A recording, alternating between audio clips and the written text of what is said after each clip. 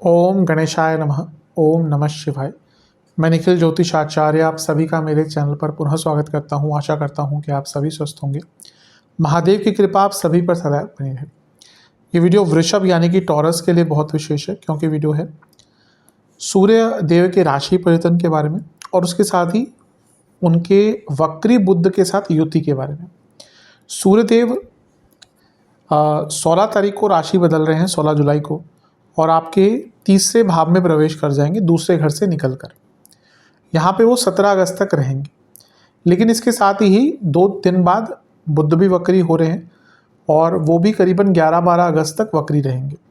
तो इनकी युति ऑलमोस्ट 1 महीने तक है और उसमें सूर्य के गोचर के साथ साथ या सूर्य के कर्क राशि में संचार या ट्रांजिट के साथ साथ वक्री बुध का प्रभाव भी रहेगा। इसलिए अलग अलग वीडियो बनाने के बजाय दोनों, क्योंकि एक ही राशि में है, एक ही भाव में है, तो मैंने दोनों को साथ में ही सम्मिलित कर लिया है।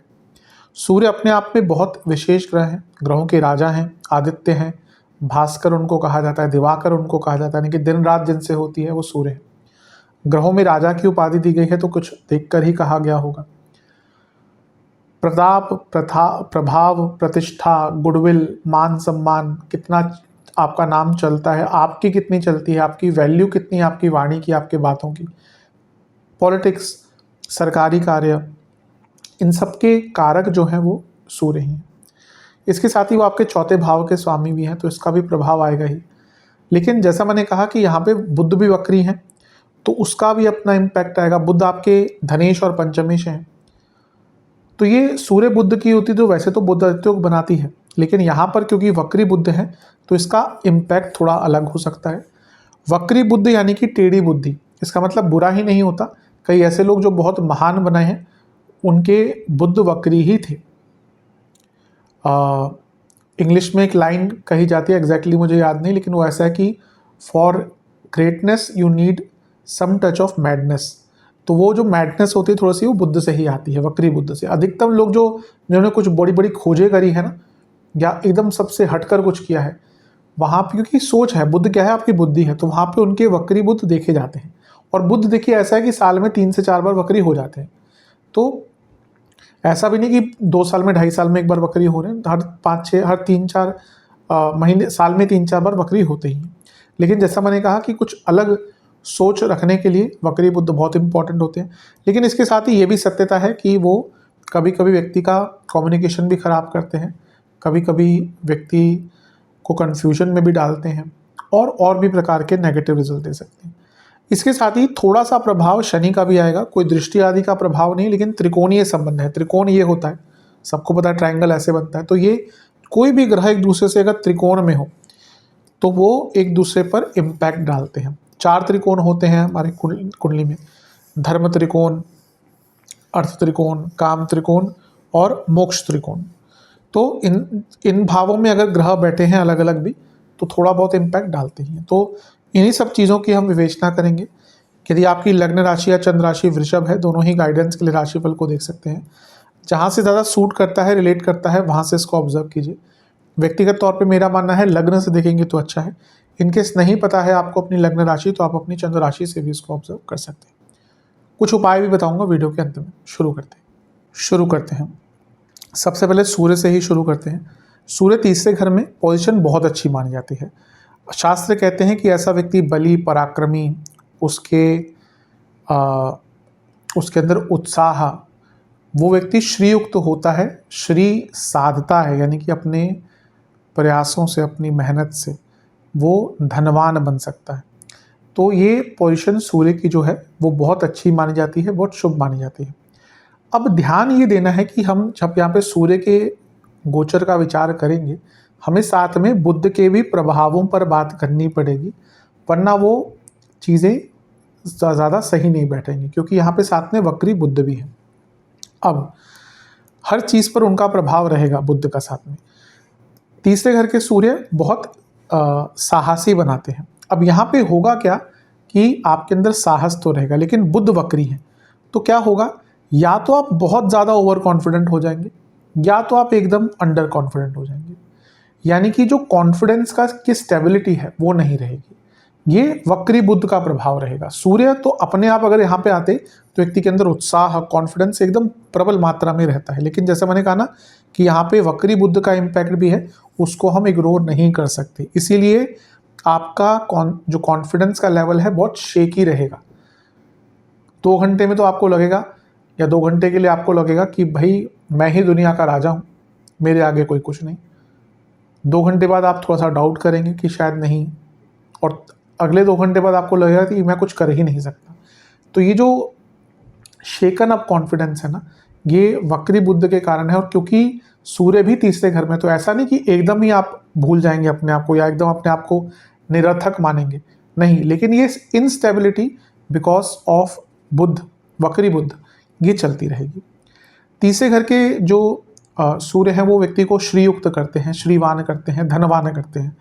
अब ये अच्छा है क्योंकि सूर्य जो है वो बुध जो है वो धनस्थान और लक्ष्मी स्थान के स्वामी हैं, और सूर्य जैसा मैंने कहा तीसरे घर के लक्ष्मी युक्त करते हैं। तो यहाँ पे दोनों की होती तीसरे घर में, यानी कि अपनी प्रबलता से, अपने कर्मठता से, अपने बल से, अपने पराक्रम से, अपनी स्किल से आप अपने धन की स्थिति को और भी अच्छा कर सकते हैं। इवन कुछ रुका हुआ धन था, रुका हुआ पैसा था, धन से संबंधित कोई रुका हुआ काम था, वो भी आपका पूर्ण हो सकता है। अब बचना कहाँ पर है? सूर्य चौथे घर के स्वामी है। सूर्य चौथे घर के स्वामी है, प्रॉपर्टी। बुध क्या है? बुध चौथे से 11वें के स्वामी है। अब होगा क्या ना, अचानक से बहुत सारे जो लोग प्रॉपर्टी लेना चाहते हैं, बहुत सारे ऑप्शंस खुलने लग जाएंगे। तो थोड़ा केयरफुल रहिएगा, क्योंकि यहाँ पे ये भी हो सकता है कि प्रॉपर्टी आप ऐसी जगह पर पैसा डाल दें जहाँ पर पैसा फंस भी सकता है। प्रॉपर्टी में पैसा डालना आज की डेट में छोटा मोटा अमाउंट तो होता नहीं। कभी कभी लोगों की लाइफ टाइम सेविंग्स चली जाती है, और मैं कई लोगों को जानता हूँ उन्होंने अपनी लाइफ टाइम सेविंग ऐसी जगहों पर डाल दी प्रॉपर्टी में, जो फिर बाद में वो पछताते रहे। कई लोग तो यही सोचते हैं कि इतने करोड़ों मैंने इसमें डाल दिए, इतना अगर मैं अपने बैंक में एफडी कराया था ना तो भी महीने के इतने 60-70 हज़ार या इतना 1-1.5 लाख आ जाता। ये भी कई लोगों के मन में भाव महंगी महंगी प्रॉपर्टी लेकर आता है, जो फंस जाते हैं। इसीलिए यहाँ पर प्रॉपर्टी में इन्वेस्ट करने से पहले थोड़ा सा ध्यान दीजिएगा। दूसरी चीज़ है, चौथे से 12वें में ये हो रहा है, तो अगर कोई प्रॉपर्टी सेल की बात भी चल रही थी ना, वो भी उसमें भी थोड़ा सा कन्फ्यूजन आ सकता है, या फिर थोड़ा सा रुकावटें आ सकती है। तो उसको लेकर बहुत भयभीत मत होइएगा। हाँ, बस ये है कि प्रॉपर्टी अगर बेच रहे हैं, सारा काम बहुत ऑथेंटिक वे में, बहुत पेपर वर्क पर बहुत ध्यान देके ही कीजिएगा, अदरवाइज उसमें भी थोड़े से दिक्कतें आ सकती हैं। बुध जो है वो पंचम के स्वामी है, और बुध स्टूडेंट्स के कारक भी है। अब ये बुध आदित्य योग तो बन रहा है, लेकिन जैसा मैंने कहा कि ये वक्री बुध हो जाएंगे, और सूर्य क्या है वो पंचम से 12वें के स्वामी है। स्टूडेंट्स से क्या होगा ना, स्टूडेंट्स को प्रॉब्लम क्या होगी कि उनको पहला तो दिक्कत देखेगा उनको कम्युनिकेशन का, कि वो कम्युनिकेट ढंग से नहीं कर पाएंगे। दूसरा, उनका मन ही नहीं लगेगा पढ़ाई में। आप देखेंगे वृषभ वाले जातकों का रिटेंशन पावर, मन, एकाग्रता बहुत भंग होगी। इसीलिए आपको बहुत मेडिटेशन करनी है, ईश्वर की आराधना करनी है, दुर्गा जी की उपासना करनी है। वृषभ लग्न है, जितना ये करेंगे उतना ही आपको ज़्यादा लाभ प्राप्त होंगे। सूर्य तीसरे घर में और वक्री बुध, ये भाई बहनों से संबंध खराब करते हैं। अकेले सूर्य मैं नहीं कहूँगा ऐसा कुछ प्रभाव डालते हैं, लेकिन वक्री बुध विद सूर्य। अब देखिए तीसरा भाव क्या है, भाई बहनों का तो है ही, तीसरा भाव कम्युनिकेशन का भी है, ठीक है। तो यहाँ पे जब कम्युनिकेशन के कारक वक्री हो रहे हैं और फिर सूर्य के साथ बैठ रहे हैं, जो चौथे भाव के स्वामी जो इमोशंस का भाव है, यानी कि कम्युनिकेशन और इमोशन ये जो मिल जाएंगे ना, और कम्युनिकेशन की प्रॉब्लम दिख रही है, तो कई लोगों से आपके कम्युनिकेशन गैप आने वाले हैं। और ये भाई बहनों का भाव है, तो भाई बहनों से बहुत प्रॉब्लम्स होगी, दोस्तों से भी कम्युनिकेशन गैप बहुत आ सकते हैं। तो आपको बहुत ज़्यादा ध्यान अपने कम्युनिकेशन पर इन 2 स्तरों पर रखना है। बुध व्यापार के भी कारक हैं, या कहिए व्यापारिक क्षमता, व्यापारिक बुद्धि के कारक है। बिजनेस के या बिजनेस मैनेजमेंट के कारक तो बृहस्पति हैं, लेकिन व्यापारी बुद्धि कैसी है आपकी, व्यापारी धन कमाने की क्षमता कैसी है एक व्यापारी की, वो बुध से पता चलता है। अब क्योंकि सप्तम से त्रिकोण में वक्री हो रहे हैं, तो जो बिजनेस करते हैं उनको भी एटलीस्ट 1-1.5 हफ्ते शुरू के 18 जुलाई से 1-1.5 हफ्ते थोड़ा केयरफुल रहना है। कहाँ पे केयरफुल रहना है? अपनी डीलिंग्स में, अपनी पेमेंट्स में, अपने लिखा पढ़ी के कामों पे। सूर्य बुध साथ में है तो आपका जो भी जीएसटी इनवॉइस वगैरह हैं, जो भी टैक्स की इश्यूज हैं, उनको सॉल्व करना है। कोई सरकारी बाधाएं, उनको ठीक करना है। क्योंकि सप्तम से त्रिकोण में सूर्य बुध वक्री हो रहे हैं, जो लोग मैरिड हैं उनके भी थोड़े से कम्युनिकेशन गैप यहाँ पर आ सकता है।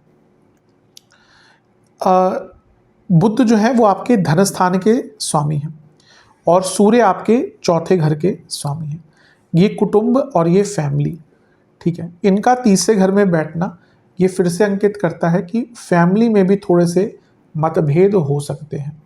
तो यानी कि आपको अपने फैमिली में भी एक बहुत अच्छा माहौल बनाकर रखना है ताकि आर्ग्यूमेंट्स वो मिनिमम हो सके, क्योंकि आर्ग्यूमेंट्स तो बढ़ेंगे। आपके वक्री बुध हैं और वक्री बुध होते हैं ना, और उनका वाणी के भाव से, लग्न भाव से, तीसरे भाव से, चौथे भाव से, इनसे कुछ संबंध बनता है तो व्यक्ति की कम्युनिकेशन गैप होते ही हैं।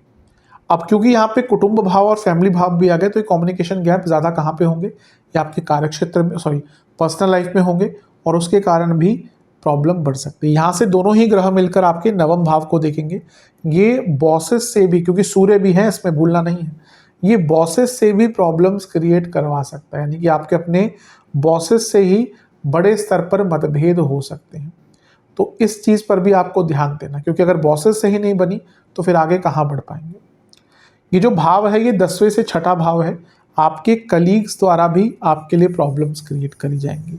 अच्छी चीज़ ये है कि हमें नहीं भूलना चाहिए कि सूर्य तीसरे घर में है, तो जो प्रॉब्लम्स दूसरे लोग क्रिएट करेंगे आप उनसे निकल तो जाएंगे, पर ये अवश्य दिख रहा है कि अपने अपने स्तर पर आपके जो दुश्मन हैं, आपके जो ओपोनेंट्स हैं, वो आपके लिए कई प्रकार की दिक्कतें, कई प्रकार की प्रॉब्लम्स क्रिएट करने की कोशिश अवश्य करेंगे। सूर्य चौथे घर के स्वामी है, अपने से 12वें घर में बैठे हैं।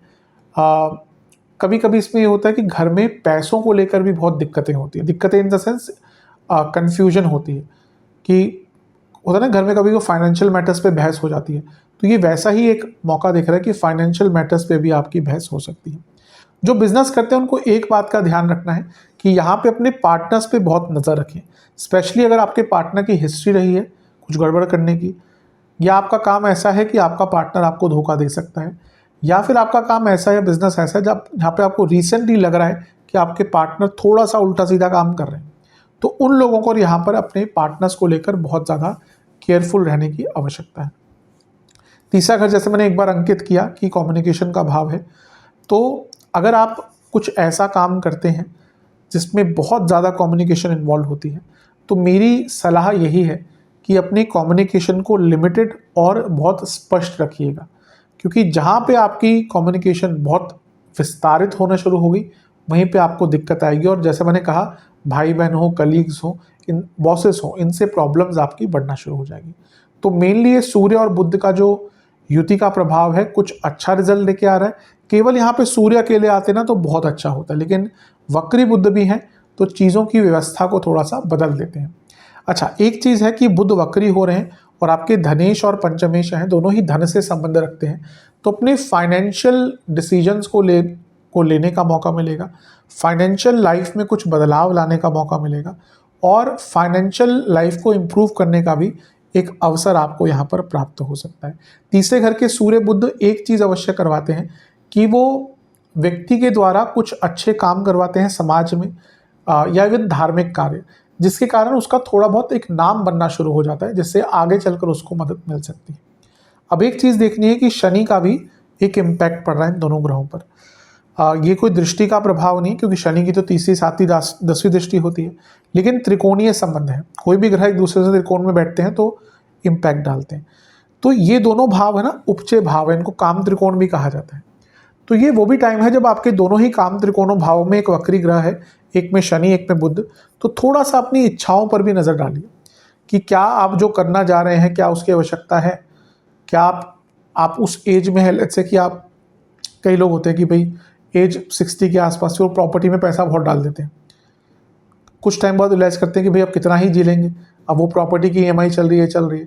तो ये देखिए, ये मैं एक एग्जांपल दिया, ये आप देखिए कि आपकी जो इच्छाएं हैं वो कितनी प्रैक्टिकल है, कितनी डुएबल है, और कितनी आपकी आवश्यकता के हेर फेर में है, क्योंकि यहाँ पे संभावना है 2 वक्री ग्रह आपको, आपके आसपास ऐसे लोग आना शुरू हो जाएंगे जो आपको भ्रमित भी करेंगे, आपको कंफ्यूज भी करेंगे, आपको ललाहित भी करेंगे, आपको लालच में भी डालेंगे ताकि आप गलत जगह पर अपना पैसा डालें। तो अपनी इच्छाओं पर नियंत्रण तो बाद की बात है, पहले ये देखना कि आपकी इच्छाएं सच में क्या हैं, ये देखना कि वो किस बेस पे, किस चीज़ पर बेस्ड हैं और उनकी आपके जीवन में उनका आधार क्या है, उनकी आवश्यकता क्या है, इसको रियलाइज़ करने के लिए बहुत अच्छा टाइम है। और सबसे बड़ी बात है, अपनी सोशल लाइफ पे भी थोड़ा सा ध्यान दीजिएगा। तीसरे 11वें घर में 2 वक्री ग्रह भाई बहनों से भी संबंध बिगाड़ते हैं, दोस्तों से भी, और इवन सोशल लाइफ भी आपकी खराब कर सकते हैं। तो अपने सोशल लाइफ पर भी आपको बहुत ज़्यादा ध्यान देने की आवश्यकता है। तो मोटे मोटे तौर पर देखिए मिश्रित सा ही दिख रहा है। जैसे मैंने कहा, अगर सूर्य अकेले आते तो बहुत अच्छा होता, लेकिन वक्री बुध भी हैं तो चीज़ों को थोड़ा सा बिगाड़ देंगे। सेहत के हिसाब से आपको गले के रोग, थायराइड संबंधी दिक्कत अगर है, कोई भी ग्रंथियों की प्रॉब्लम है, स्किन डिसऑर्डर और एसिडिटी, ये इस कालखंड में बहुत ज़्यादा तंग करने वाला है। पहला उपाय, एक पात्र में पीली सरसों, उसमें कुछ लौंग के दाने डालिएगा, जल डालिएगा, सूर्य देवता को अर्पण कीजिएगा और ओम आदित्याय नमः मंत्र का 108 बार जाप कीजिएगा। किसी भी मंदिर में गुड़ का और चावल के आटे का दान कीजिएगा और गणपति जी को 2 मीठे पान का भोग लगाकर ओम वक्रतुंडाय नमः मंत्र का 108 बार जाप कीजिएगा। ये उपाय कर लेंगे अवश्य जो सूर्य का गोचर है और बुध वक्री का प्रभाव है, नेगेटिव कम होगा और जो पॉजिटिव प्रभाव है वो बढ़ेगा। आशा करता हूँ वीडियो आपके काम आएगी। चैनल पे अगर आप नए हैं सब्सक्राइब कर लीजिए, वीडियो को लाइक कर लीजिए।